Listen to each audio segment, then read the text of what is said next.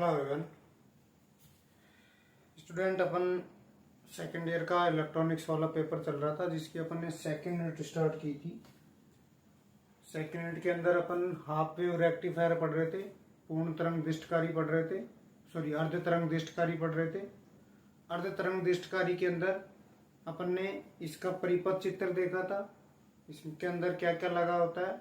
उसके बाद में अपन ने इसकी वर्किंग प्रोसेस देखी थी, कैसे ये अर्ध तरंग दिष्टकारी काम करता है।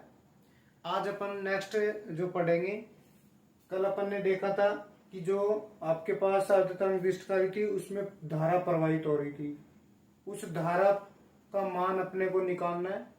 तो यहाँ से मैं पहले एक बार सर्किट बना देता हूँ। आपके पास कल जो अपन ने सर्किट बनाया था हाफ वेव रेक्टिफायर का, वो आपके पास इस टाइप का था।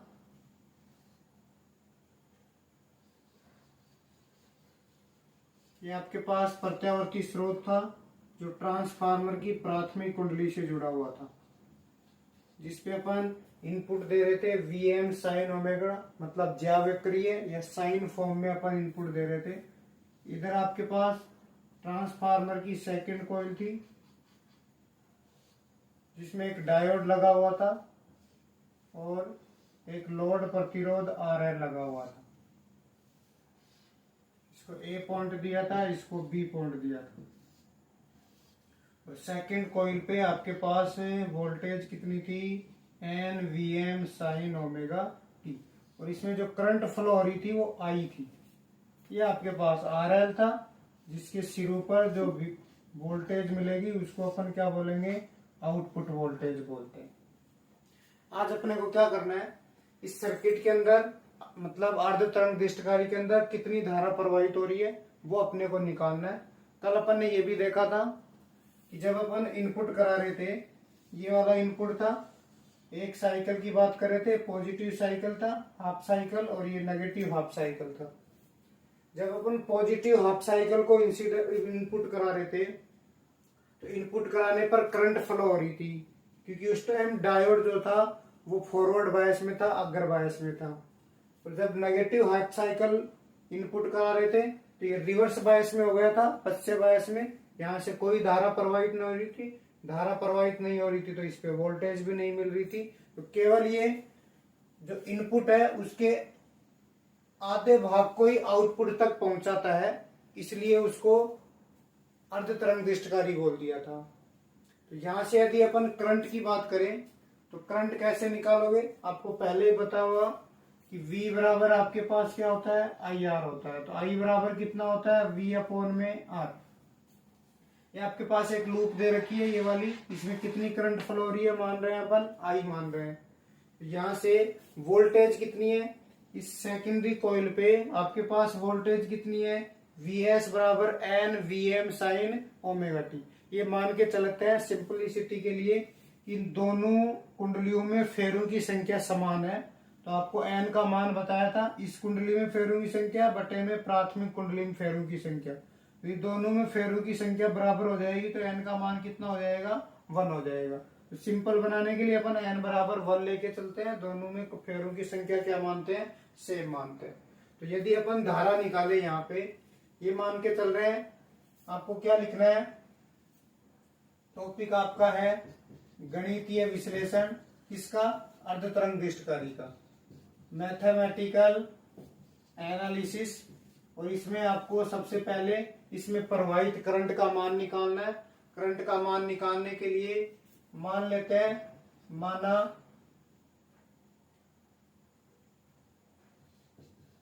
डायोड का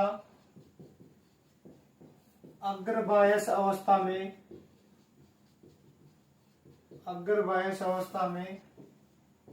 प्रतिरोध RF है तथा ट्रांसफार्मर की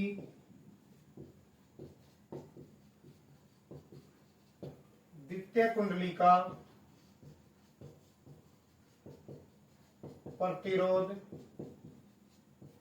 RS है। पर ये मान के चल रहे हैं कि द्वितीय कुंडली है, इसका भी कुछ प्रतिरोध होगा, वो RS मान लिया। डायोड का प्रतिरोध कितना मान लिया, आर एफ मान लिया, क्योंकि फॉरवर्ड बायस में करंट फ्लो होगी, तो फॉरवर्ड वाला जो प्रतिरोध आर एफ, ये प्रतिरोध आपको दे ही रखा है आर एल। तो आपको क्या चाहिए, करंट चाहिए। करंट आप कहां से निकालोगे, V बराबर आई आर वाले फॉर्मूले से। I बराबर क्या होता है, V अपॉन आर। तो यहां से आपके पास दो साइकिल बन रहे हैं, एक धनात्मक अर्ध चक्कर था और एक ऋणात्मक अर्ध चक्कर। ऋणात्मक अर्ध चक्कर में तो निकालने की जरूरत ही नहीं है, क्योंकि प्रवाहित ही नहीं हो रही थी, जीरो हो जाएगा।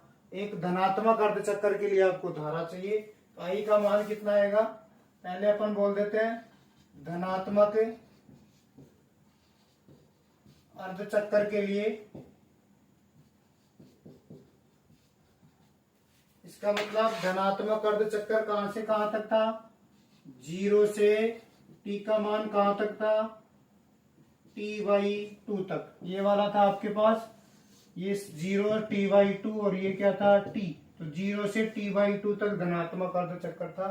इसमें करंट का मान कितना आएगा, V अपॉन आर। V आपके पास कितना दे रखा है, ये दे रखा है Vs। सेकेंडरी कुंडली पर, सेकेंडरी कॉइल पे वोल्टेज कितना है, प्रतिरोध कितना है, इसमें 3 प्रतिरोध लगे हुए हैं, एक इसका भी प्रतिरोध है, डायोड का भी प्रतिरोध है और आरएल भी, तीनों श्रेणी क्रम में जुड़े हुए हैं। तो श्रेणी क्रम में जोड़ोगे तो are S plus R F plus का कितना आ जाएगा, आर एल आ जाएगा। तो यहां से यदि वैल्यू निकालो आई का मान, तो वी एस का मान एन बराबर 1 मान के चल रहे हैं, दोनों कुंडलियों में फेरों की संख्या समान मान के चल रहे हैं। तो आपके पास कितना हो जाएगा, V M sine omega t upon में आर प्लस का आर एल। यहाँ पे अपन R S plus R F को क्या मान रहे हैं, आर मान रहे हैं। सिंपल बनाने के लिए are S plus R F को क्या मान लेते हैं, आर मान लेते हैं। तो आपके पास जो करंट आएगी, यहां से अपन ये देखें, ये V वोल्टेज है, अपॉन में प्रतिरोध है, और आपको पता है V अपॉन आर क्या होता है, धारा होती है। क्योंकि यहाँ पे वोल्टेज का मान मैक्सिमम है, तो करंट का मान भी क्या आएगा, मैक्सिमम। तो ये क्या बन जाएगा, I am sine omega T, जहां पे आई एम क्या है, वी एम अपॉन में आर प्लस का आर एल, वही आई बराबर वी अपॉन आर से।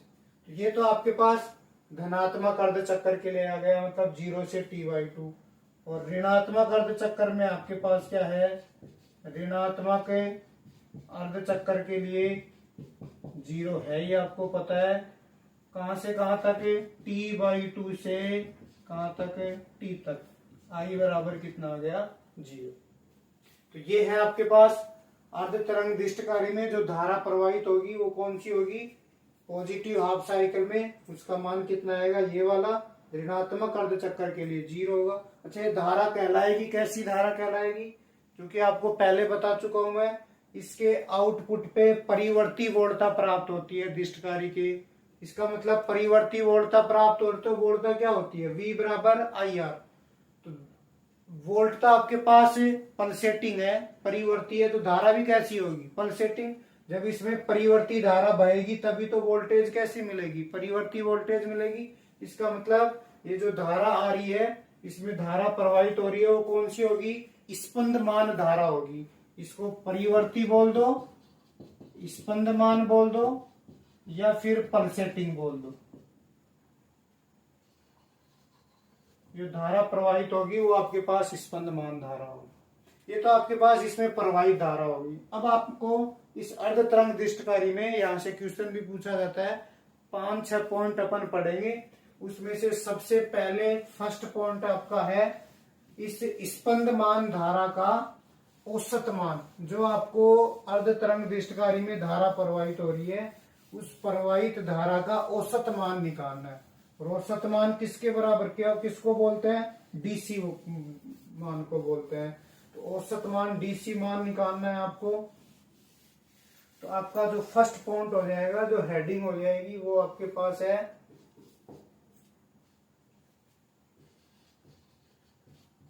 अर्ध तरंग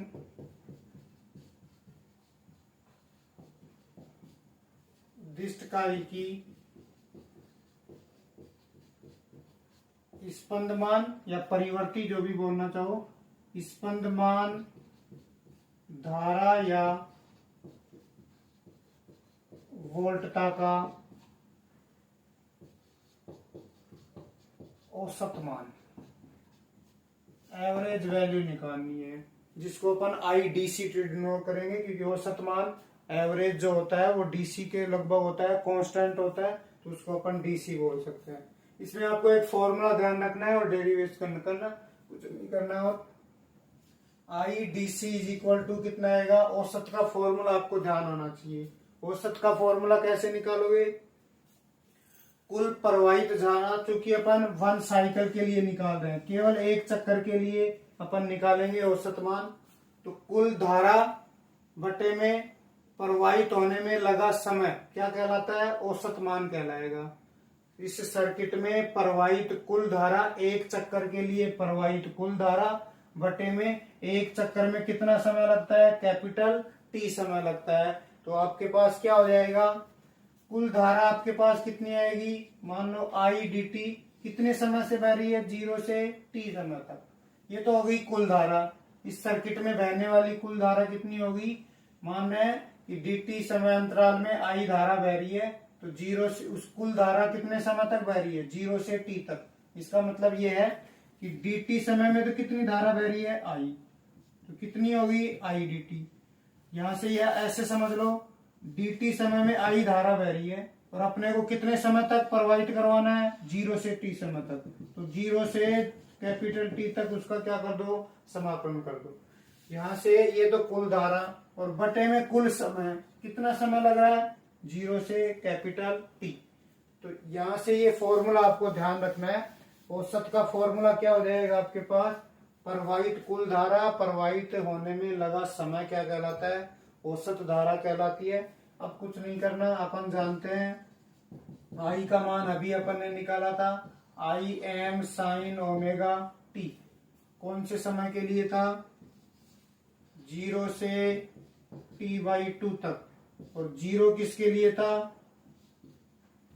T/2 से T तक क्या था, 0। ये मान रख दो। इसको कैसे लिख सकते हो, IDC इज इक्वल टू, क्योंकि आपको जो करंट है दो टुकड़ों में दे रखी है, एक अर्ध धनात्मक अर्ध चक्कर के लिए, एक ऋणात्मक अर्ध चक्कर के लिए, तो इसको भी आप दो टुकड़ों में तोड़ लो। 1/T तो आ जाएगा कॉमन, 0 से एक तो आएगा T/2 IDT बन गया, प्लस T/2 से कहां तक आ जाएगा, T, I इंटू में क्या आ गया, DT आ गया। अब आपको पता है 0 से T/2 तक तो धारा कितनी दे रखी है, ये वाली, और T/2 से T तक कितनी दे रखी है, 0। तो IDC is equal to 1/T, 0 से T/2, इसका मान रख दो Im sin omega T into में DT, और प्लस आ गया 0, क्योंकि ये 0 हो जाएगा। सेकंड में, सेकंड हाफ साइकिल में क्या हो रही है, 0 हो रही है। ये फॉर्मूला आपको ध्यान रखना है, औसत का फॉर्मूला क्या होता है। इसके बाद में इसको सोल्व करना है, आपके पास रिजल्ट आ जाएगा, स्पंदमान धारा का औसत मान आ जाएगा। IDC इज इक्वल टू क्या आएगा, समाकलन करना है भाई, 1/T को ऐसे कैसे रख लो, Im भी क्या आ जाएगा, भार, क्योंकि कांस्टेंट है, T के सापेक्ष अवकलन करना है। साइन ओमेगा T का समाकलन क्या होता है, माइनस का कोस ओमेगा T, और बटे में ओमेगा क्या आ जाएगा, ये ओमेगा बटे में आ गया, और लिमिट आपको दे रखी है 0 से T/2 तक। कर दो इसका समाकलन, वो लिमिट रख दो इसकी, Im/T, लिमिट रखोगे T/2 रखो, माइनस कोस ओमेगा, इस ओमेगा को तो बाहर ले लो, कोस ओमेगा T की जगह क्या रखोगे, T/2, और माइनस माइनस क्या हो जाएगा, प्लस, और कोस से कितना आ जाएगा, 0। Im ओमेगा T, इसका मान हो गया 1 माइनस कोस ओमेगा T/2। इसको और सोल्व करना है। आपको पता है कोणीय वेग और आवर्तकाल में क्या रिलेशन होता है, ओमेगा बराबर 2π में क्या होता है, T। यहां से ओमेगा का मान रख दो इसमें, IDC इज इक्वल टू क्या आ जाएगा, Im, ओमेगा का मान रखोगे 2π/T, इंटू में क्या आ गया, T आ गया, इंटू में 1 माइनस, यहाँ पे रखोगे कोस 2π/T, और गुणा में T/2 दे रखा है। तो आई डी सी का मान आपके पास क्या निकलेगा, देखो टी से टी कैंसिल हो गया, आई एम अपॉन में कितना आ गया 2 पाई, अंदर कितना आएगा 1 माइनस टी से टी और 2 से 2 कैंसिल हो गया तो कितना बच गया कोस पाई, और कोस पाई का मान क्या होता है -1, माइनस माइनस प्लस हो जाएगा तो अंदर 2 और 2 से 2 कैंसिल हो जाएगा, तो आई डी सी का मान कितना आएगा आई एम अपॉन में कितना आ गया पाई, और आई एम का मान आपको पता है, आई एम का मान कितना था वी आई एम बराबर कितना था वी एम आर प्लस कितना था आर एल, यहाँ से वी एम बराबर कितना आ जाएगा, ये आई डी सी बराबर कितना आ जाएगा पाई आर प्लस कितना आ गया आर एल। ये आपके पास औसत अर्ध तरंग दृष्टकारी में प्रवाहित स्पंदमान धारा का क्या कहलाता है, औसत मान कहलाता है। और इसके अलावा यदि औसत वोल्टता निकालें तो आपको पता है V बराबर क्या होता है IR होता है, उस फॉर्मूले से आप VDC का मान निकाल लो। नाउ औसत वोल्टता आप जानते हो V बराबर क्या होता है IR, क्योंकि ये वोल्टता मिलेगी किस पे RL पे मिल रही थी, आउटपुट किस पे मिल रहा था आउटपुट पे उस RL पे मिल रहा था, तो प्रतिरोध कौन सा आएगा RL, क्योंकि आउटपुट आपको किस पे मिल रहा है लोड प्रतिरोध RL पे मिल रहा है। आपको DC चाहिए तो करंट भी कौन सी आ जाएगी DC, तो VDC is equal to IDC का मान आपने निकाल लिया VM by R plus RL और इंटू में क्या जाएगा RL। ये आपके पास है औसत वोल्टता है। यहां से नेक्स्ट अपन इस अर्धतरंग दृष्टकारी में जो धारा बह रही है उसका वर्ग माध्य मूल मान निकालेंगे, नेक्स्ट वीडियो में करेंगे उसको। यहाँ तक अपन